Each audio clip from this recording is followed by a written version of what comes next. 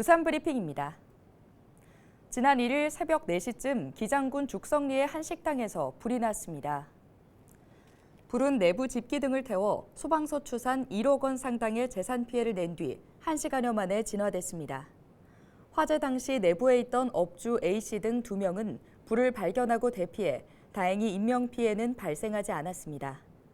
소방당국은 1층 야외 테라스에서 불이 났다는 증언을 토대로 정확한 화재 원인을 조사하고 있습니다. 부산지검 서부지청이 1일 업무상 배임 등의 혐의로 북구의 한 새마을 금고에 대한 압수수색에 나섰습니다. 검찰은 해당 지점이 채무 불이행 상태인 기업 2곳에 90억가량의 부실 대출을 일으킨 혐의를 포착해 수사 중인 것으로 전해졌습니다. 부산시가 부산 불꽃축제 행사장인 광안리 해수욕장 일대를 방문해 안전관리 실태를 점검했습니다. 안병윤 행정부시장은 실제 관람객의 동선을 고려해 불꽃축제 주 행사장인 광안리 해변에서 인파 혼잡구역인 도시철도 금련산역까지 도보로 이동하며 인파 안전관리 대책을 살폈습니다. 11월 2일부터는 정부 합동점검도 진행됩니다.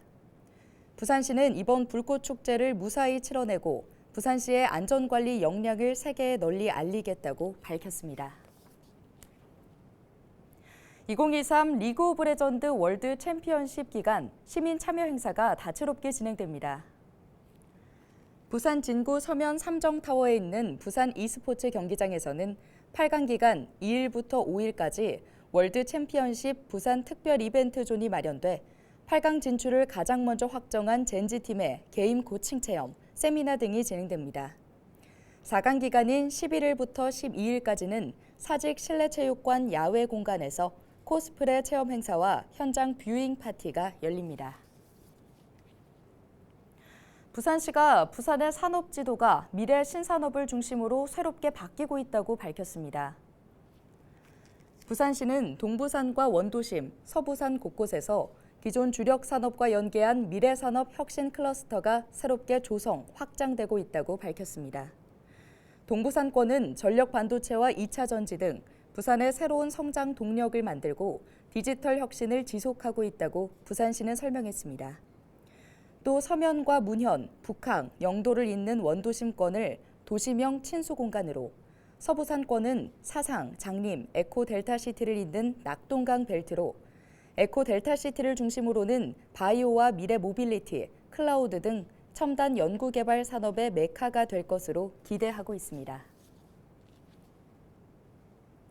부산시가 다자녀 가정 지원 확대 정책의 안정적인 정착을 위해 공공체육시설의 운영 개선과 지원에 나섭니다. 이번 공공체육시설의 운영 개선 조치는 그동안 코로나 팬데믹으로 체육시설 운영에 어려움이 있었고 다자녀 가정 지원 확대로 여러 가지 문제점이 제기됐기 때문입니다. 다자녀 가정 지원 확대 제도 시행으로 운영에 어려움이 예상되는 독립체산제 체육시설에 대해서는 경영산 손실에 대해 시가 지원 보전합니다. 또 올림픽 기념 국민생활관의 경우 시설 노후화에 따른 이용자 안전 문제가 지적돼 2024년 중 보수 공사를 마무리하고 유아체능단 등 프로그램을 지속 운영하기로 했습니다. 임진왜란 당시 외적과 싸우다 장렬히 순절하신 윤응신 장군 동상 건립이 추진됩니다. 장군의 높은 뜻을 기리기 위해 지난 1981년 동구 초량동 중앙대로와 인접한 부지에 석상으로 건립됐지만 녹물이 발생해 재건립과 이전 여론이 꾸준히 제기돼 왔는데요. 새롭게 건립되는 동상은 기단을 포함해 높이 11.4m로 장군의 일대기를 기록하고 기존 석상의 건립문과 명패는 보존에 전시될 예정입니다. 또 동상 주변 광장은 주민들에게 개방됩니다.